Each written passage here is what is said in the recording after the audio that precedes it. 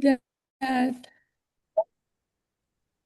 Sorry, there's a Faye. case. I'm so sorry. I was able to get the Okay, uh start the record button. recording. So just want to let Awesome, everybody know we're going to start recording. Sorry. awesome. That's okay. There was a study done, a case study. That means involving one person only, on a 64-year-old man who had depression, urinary frequency, bradykinesia, so stiffness and slowness, constipation, as well as orthostatic hypotension, where you have difficulty basically getting up from a sitting position without feeling dizzy, and your blood pressure dropping. And he had freezing, frequent freezing, which led to falls. Uh, and this man basically decided to give not only the medication a shot, but he also changed his diet. And at first, he avoided protein only at night. So he would have it with lunch and breakfast, but eliminate it at night because he wanted to see how he would fare without the help of the protein at night, the food source of protein, that is. And he did see a better response than not taking the protein in the morning and at lunchtime. So he decided to basically use protein redistribution. That concept basically spells out that you have in your menu in the morning and at lunchtime about 40%, 50% of your total protein allotment for the day. And the rest of the protein should be had in between the breakfast and lunch in terms of snacks, or you can basically have bars. You can have basically anything that you normally would have. You would squeeze it between lunch and breakfast. This particular man saw some improvement by redistributing the protein throughout the morning and afternoon, and specifically his freezing and gait improved.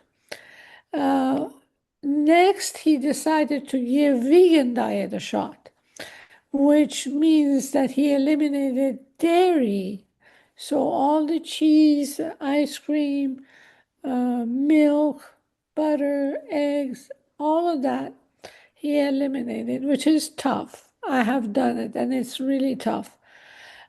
And he saw a major improvement in all of the motor symptoms that really matter to us, such as basically uh, uh, all the activities of daily living. Uh, he saw the improvement, major improvement in rigidity, so no more bradykinesia. He also benefited from much lower tremors, uh, especially because he did not respond to medication treatment. He also saw a difference in his balance. So he went from not being able to walk straight and having an unsteady gait to ice skating and running. Can you believe that? Not being able to walk down the street to ice skating, which is very difficult to do if you have a lack of balance. For you to carry your body weight on two blades, that's pretty tough. I certainly am not brave enough to try that one, but maybe one day I will. But so this particular gentleman saw a major improvement. Oh, by the way, as you may know already, vegan and vegetarian diets are far richer in fiber than regular American diet. Because you have a lot of fruits and veggies that you select basically day in and day out because your choices are restricted and you don't have the normal meats and various animal protein sources to add some joy basically to your diet. I believe that if people with Parkinson were to try a vegetarian diet, so in other words, do not eliminate eggs and dairy, because life is too short. I believe we have to have some fun. But the vegetarian diet alone is going to help you uh, notice some improvement in the area of tremors, rigidity, balance, and gait. So, and also, the reason why I like the vegetarian diet as well as I do the vegan is because based on the vegetarian diet, you basically have choices that are high on fiber. I'm going to hold this can of organic black beans in to show you that in half a cup of black beans, you basically have, I want to be correct, 6 grams of protein and 6 grams of fiber. Only half a cup. And if you're like me, if this was my only source of calorie and nourishment, I would have probably a cup and a half. So that would mean three times. So that would mean 16. So that's 18 grams of fiber and 18 grams of protein in just a cup and a half of these beans. So for, again, back to how much protein do we need? For me, it was about 38 grams, but for a 150-pound person, it turned out to be close to 50 pounds, 50 grams of protein. So if in a cup and a half of beans, you get 18, or let's round it up to 20 grams of protein, you see that you're going to be easily reaching the daily allotment of 54 or so, between 50 and 60, if you weigh about 150 pounds. So it is not hard to follow the vegetarian diet. I basically recommend oatmeal as well. Oats are a good source of soluble fiber, and I like mine gluten-free because I'm following a gluten-free diet. And this one was from Trader Joe's, and it has this beautiful light blue package, and it says rolled oats right across it. And in a half a cup of dry rolled oats, that is the equivalent of about a cup of cooked oats, so oatmeal, you get 6 grams of protein and 5 grams of fiber in just a half a cup of dry oats. So I myself like to have a big bowl of oatmeal. So I start out with a full cup, if not a full cup and a half of dry oats, and it puffs up to double that size. So I end up having roughly about 2 cups of rolled oats, of oatmeal. And in 2 cups, I get 12 grams of protein and 10 grams of fiber. How much fiber do we need? In general, we need about 30 grams.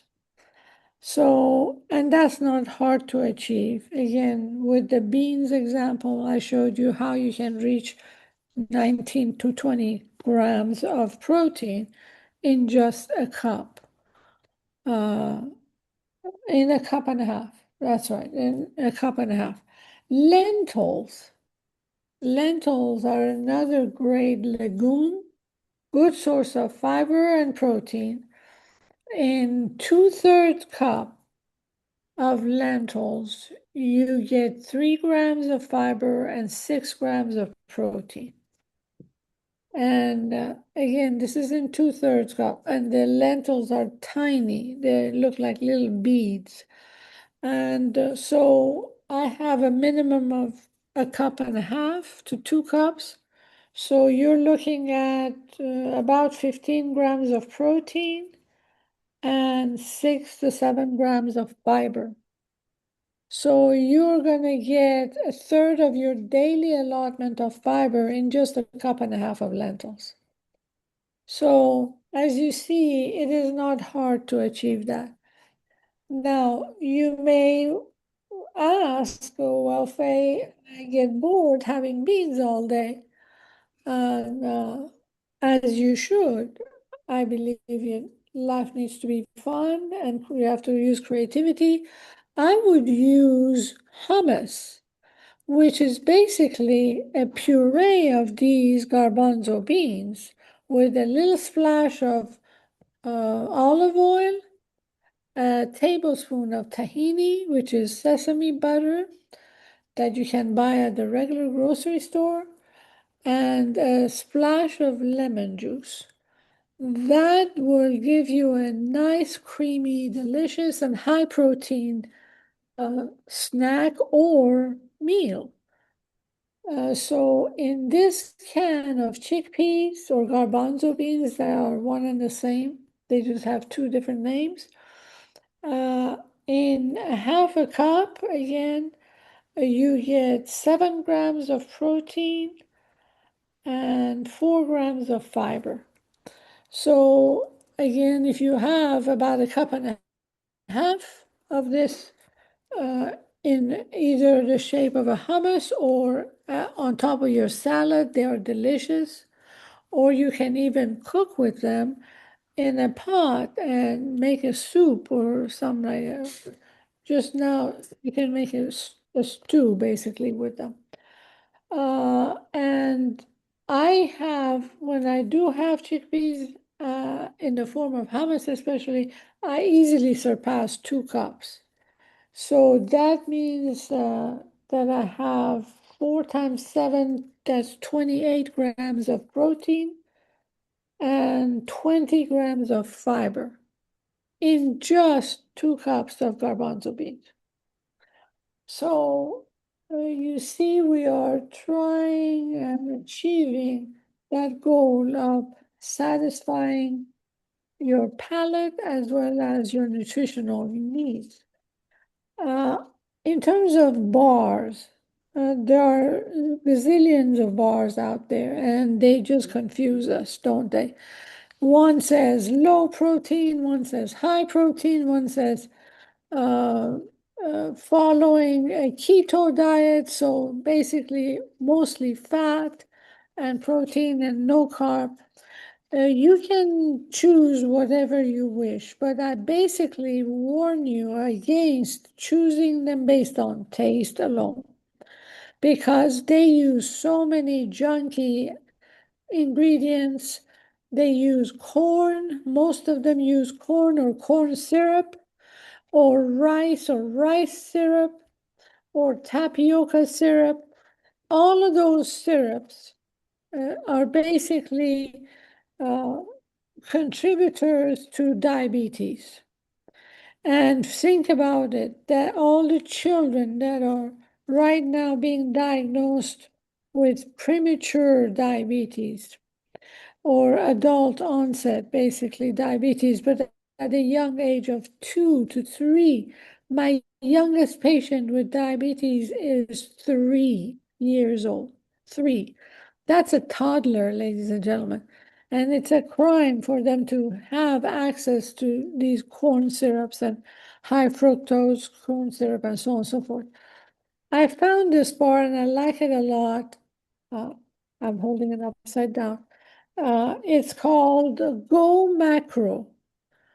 Go Macro is a fantastic bar, and on the side, on this top left corner, it tells you 11 grams of protein. So that's a pretty good amount of protein for something that tastes like food, not some chemical made in a laboratory. So, Hey, uh, where did you find that bar? The Go good Mackerel? question. Yes, Yes. I found it at Trader Joe's. Okay. They have all the different flavors of it. And also you can find it at the regular grocery stores. Okay. Kroger had it. I hope that they haven't taken them out. Sometimes, depending on what sells more, they decide to let it stay on the shelf for a bit longer or remove them. I'm reading you the ingredients. Organic brown rice is the number one. Uh, Syrup, so rice syrup again, it shows up, but at least it is organic. But I have called the lady who formulates these in Wisconsin, and she's a wonderful lady. She said, I'm open to knowing about replacing rice syrup with something that is not addictive to children and adults. And I did suggest to her to try coconut oil to get that moisture that she gets from the rice syrup and a tropical flavor along the way. And she said that she has already a bar that she has used coconut oil in. So I'm going to have to try that. But basically, this is a clean bar. The rest of the ingredients is there are things that you can relate to and you can find in a grocery store. Things like sprouted brown rice protein, organic pea protein, organic almond butter, puffed brown rice, chocolate chip, but in the whole bar, which is a nice size bar, you figure you typically find 5 or 6 chocolate chips, and they're the big kinds. But in this Go Macro bar, I found literally 2 in the whole entire bar, and they're the miniature chocolate chip. So she is truly amazing in coming up with a formula that does not push fructose corn syrup or tapioca starch and various things like that that lead to diabetes. There's also another one called RX bar, R capital R lowercase x bar, and they have only 6 ingredients and they are proud of them. So they list them in the front. Egg whites are the first ingredient, and they use dates as a sweetener, which is fantastic because it has that creaminess and stickiness to it, and it's very tasty. And they all have a nut in them, so either almond or walnut. And the fourth ingredient is usually another nut.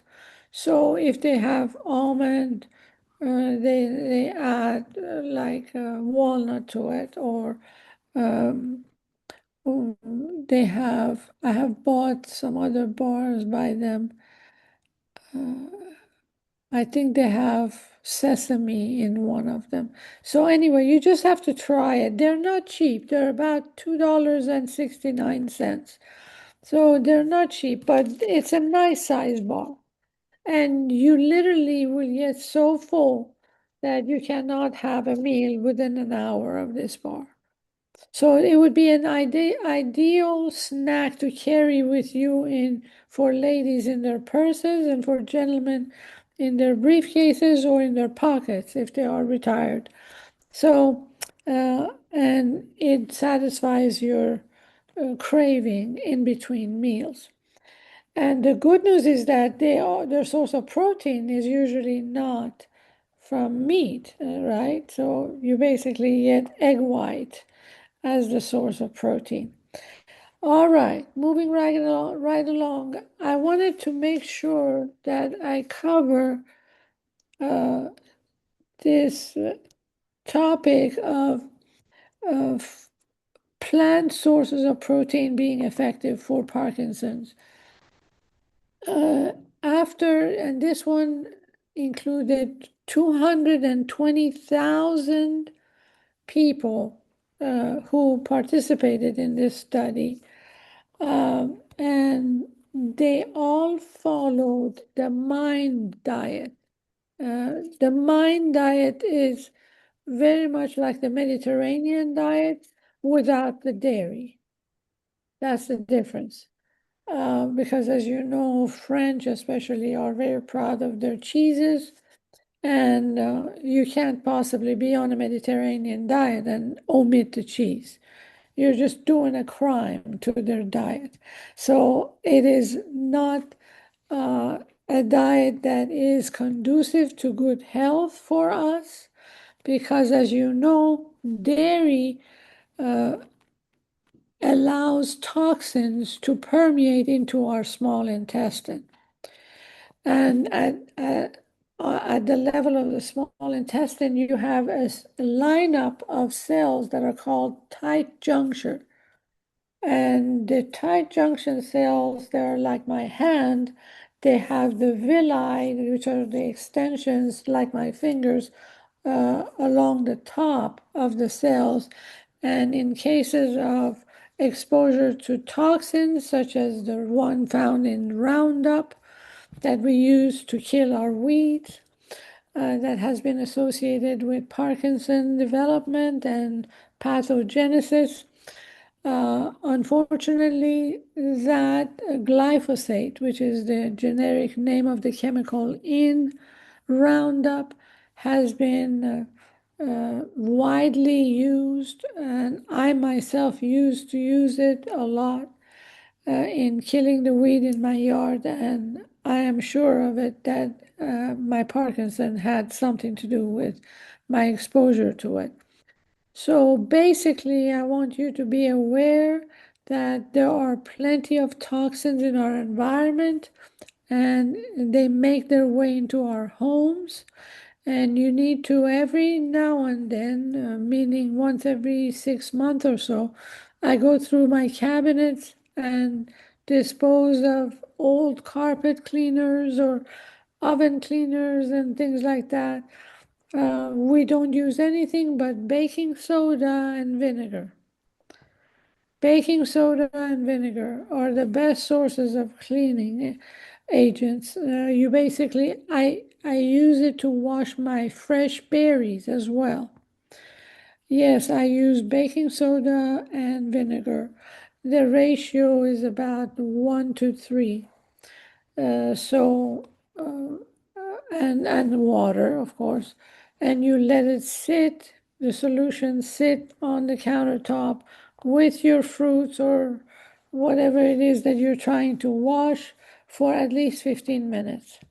And then you rinse it off and you have some clean and safe product ready to eat. So I basically have covered what I wanted to cover. I want to talk to you about the low protein diet, which is what I gave you the formula for. So for you, you take your weight in pound times 0.36 and you come up with the ideal number that you would basically follow to buy protein and eat the protein daily. I would prefer for people who don't want to give up all meat and try the vegetarian or the vegan diet to still maintain a reasonable level of health within our world. I recommend that you do not exceed that 0.36 uh, multiplied by your weight. That gives you the grams of protein. And you need to observe a few points. One is that in order to maximize your drug efficacy, you need to have your dopamine away from iron, because iron also has a tendency as a metal to accumulate in the brain of Parkinsonians. So you should be wary of having arugula or spinach, or some green salads that contain iron in them, and stay away from the iron sources.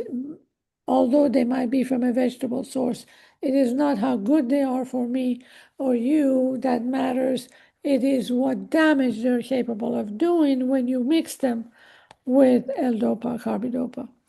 And I bet you if you were to reach in your cupboards and get your bottle of L-Dopa, carbidopa out, and take the insert that came with the drug out of the box and read it with a magnifying glass, you're going to realize that they basically have that as a warning not to mix iron with your drug. So that's for that. And about 5 years of being on L-Dopa, typically the efficacy of that drug can wear off. So your goal should be to increase the efficacy of the drug by either trying one of these solutions, the menu planning, which we discussed, a low protein diet, which consists of the 0.36 times your weight in pounds, or separating, let's say, a piece of chicken breast that you baked in the oven or rotisserie chicken that you picked up somewhere. Um, have have the lean meat, because the fat is going to weigh down on your stomach cells and basically sit there and rot and oxidize, and you will be, as the food gets stuck, so does the medication. So have you all seen the picture of one stuck capsule in the folds of the stomach? I bet you have. Uh, the folds of our intestines, the stomach starting up, going down to the small intestine, and then the large intestine, and the colon, and then the GI tract overall is covered with these mucus-filled cells that are designed to grab a hold of nutrients that you toss down there and break them down and send them to the particular body part that needs them. Like the protein is going to go into the muscles and into the various organs. And so if you are not careful, you basically are going to neutralize the effectiveness of your drug by having these foods too close to it or together pretty close, like 15 minutes after you have the medication. That's way too soon for you to have some food that is either high in fat, such as the chicken leg or turkey leg, or a burger, or like a cheeseburger or hamburger. All of those are extremely heavy foods, and they will slow down the bolus movement of the bolus peristalsis in your GI tract. So basically, you're not going to get the benefit of absorption of the food. It's like throwing away half your food from your plate and you're wasting it. And I also have noticed a lot of the people who come to me with complaints about off times, but occurring too soon. We inevitably, when you experiment with anti-inflammatory agents, I give them a supplement that helps lower the inflammation, and you can basically get that over the counter if you know what to get. And if you see that your drug efficacy is low, let's say halfway between medication times, I bet you anything you have had your food either too quickly after the medication time, or you have had a high fatty food, or one that contained beef or chicken or pork, especially if they were cooked on low and slow fire. So be careful not to mix those, because we already are dopamine deficient in the brain, and if you add the fact that these meats and animal sources of protein interfere with your absorption of L-DOPA, you're going to see easily that you're losing efficacy of the drug. And also beware that if you are having chronic constipation, which I say every one of us do, let's face it, there's not one soul that I have met who said, oh no, I don't have any constipation issue. I thought that I was that ideal person. Boy, was I wrong. It hit me by the age of 55. And ever since then, I have doubled my vegetable consumption. So, how much vegetable are we talking about? In order to maximize the motility of the gastric juices, gastric content, we need about 3 cups. 2 cups of it could come from fresh veggies, so that's about the size of a salad that you get, let's say, at Chick-fil-A. That salad is basically 2 cups. And 1 cup at another meal would constitute of cooked, 1 cup of cooked veggies, in addition to the 2 cups that went into your salad, is going to amount to 4 cups of veggies, because the third and the fourth cup come from the same vegetables, but when you cook them, you reduce the size, the volume. So basically, you are starting out with 2 cups of fresh salad, and then at another meal, 2 cups of fresh but cooked, which reduces them to 1 cup of cooked. That's all you need. That's not very bad. When you think about it, we can easily have a salad and pick and choose the vegetables that you'll prefer. You don't have to please me. You can have radishes, you can have romaine lettuce, you can have arugula, but be careful. Arugula is very high in iron. So even though it has been classified as a detoxifying, miraculous salad vegetable, it does that, but it makes you pee all night long. All night long. You might as well just carry your pillow into your toilet and sit there, because it is extremely irritating. So one way around that is for you to have a little bit of it. So just grab 3 or 4 of the arugula petals and have that at lunchtime, so that you go pee during the day. All right, so I'm gonna go ahead and stop because I'm sure Keisha has some announcements to make, unless you all have questions. Why don't we go into questions first, Okay. and we can kind of go from there. I'm going to look in the chat real quick. We covered a lot. Faye, I took my notes, and I've Oh, got God bless pages you. and pages of it. So, Thank you. yes, yes, yes. Okay. So first question I have, and I might need your help. It's from Al. It says, do we know what percentage of people have stress related? This is CL, non-efficiency issue. CL? A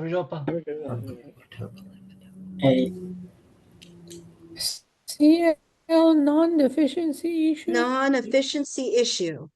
Oh, What, What was non-deficiency issue. what what I is meant was Carbidopa. Uh-huh. is when carbidopa does not work as Uh-huh. related to stress. Oh, I see. What do you do instead? Is that the question? Well, what percentage of people get it is my question. Ah, I wouldn't be able to guess that. I'm sorry, I don't have access to that information. I used to think that beef was my problem, and it was watching the news. Yes, And yes, now I don't watch the news, and I don't get all these tremors. yeah, that's funny. Keep saying stress. It's yeah. not stress. Keep staying away from the news to help your heart. I think eliminating stress by doing some meditation is going to be helpful, no matter what the source of stress is. I mean, there is not a soul that walks around without stress. Every one of us has some degree of it. But that's a good question. Um, Anybody else? yeah, Faye, I've got, what about vegetarians? Do they follow, does the 1 hour or 2 hour rule work for them as well? That's a great question. No, Yeah. you basically can have your beans and your whatever concoction that you have made for your vegetarian meal to be prepared. You can have it right away. You can have it within 10 minutes of having your medication. But let me caveat that. I basically recommend that every one of us not take the pill. I don't care which one it is, morning, lunch, or afternoon, right away, and take right away after having the pills to sit down and either watch the TV or sit at a table and eat. That is the wrong thing to do because you need to again create motility. And by you taking the pills and sitting, waiting for it to get absorbed, it's not going to move. It's going to go sit in that crevice that it has found nice and tidy and warm and humid and all of that in the stomach folds, and it's not going to move. And it gets stuck there because remember, when the bolus of your feces is basically stuck, so is your medication because everything gets basically move down the GI tract. So if your food is stuck, so is your med. Yeah, so you need to, after medication is taken, at least give yourself 10 minutes of gently, slowly walking around the house. So you Okay. can use it. Let's see. We've Walk got one around. more question, Faye. How does the vegetarian diet affect Parkinson's disease fatigue? That's a great question. Yeah. I believe that it works very, very well on the exhaustion aspect and the fatigue because, again, you saw how these cans of vegetables have great protein sources. Basically, you need to add them up properly and make sure that you get close to that top number that I gave you and yeah, you can go ahead and enjoy them. Okay. Does anyone else have any questions for Faye? No? Okay. Faye, thank you You're so welcome. much. We appreciate it. Everyone, thank you for joining us today. Like I said, we're going to have these pretty much every quarter, April, July, October, and December. Um, our next one will be in July, so we hope to see you then. Just a couple of updates regarding DAPS. We have our walk, our Parkinson's walk tomorrow. If you're able to come out, please do. The walk is just half a mile. If you're able to do it, that's fine. If not, just come hang out with us. It's going to be. It looks like the rain is going to not won't arrive until later on in the day, so it should be a nice overcast morning, but with no rain. That's tomorrow at Edgemere in Dallas. So from 8 a.m. to 10 a.m. if you're able to join us. Next Friday, April 17th, we're going to have our meditation class. That's with a gentleman by the name of Thomas Finn. Thomas Finn. He was diagnosed with Parkinson's in 2019, and he is a master in meditation. And he runs a wonderful, wonderful meditation session for those with Parkinson's and those without Parkinson's, because I'll be there meditating along with you. So that's at our office. That's next Friday at 11 a.m. And all this information is on daps.org. We're also starting our fundraising campaign, which is Grow with DAPS. As most of you know, we're a 501c3 nonprofit. We've been in existence for almost 50 years, 50 years. So we are asking for us to continue for another 50. And how you do that is you support DAPS. So you'll get information from us via email, in the mail, probably at our educational series as well. So I'll be reminding you guys to just support DAPS as we continue with our Grow with DAPS campaign and for fundraising. That's all that I have. Again, thank you for sharing the hour with me. Hope you know my thing is I hope you learned something. I say that at every educational series, you come in with something that you didn't know, you leave with something that you did know. So I appreciate you for taking the time to join me today. I will send the recording to everyone who signed up via email. So you'll get an email with the link, and then I'll also put it on our website and our YouTube page. So you'll get it 3 ways. Or you can watch the Ask the Nutritionist 3 ways. Again, thank you, and hope you enjoy the day. It looks beautiful outside. I'm looking out my window now. Enjoy the day, and I hope to see you soon.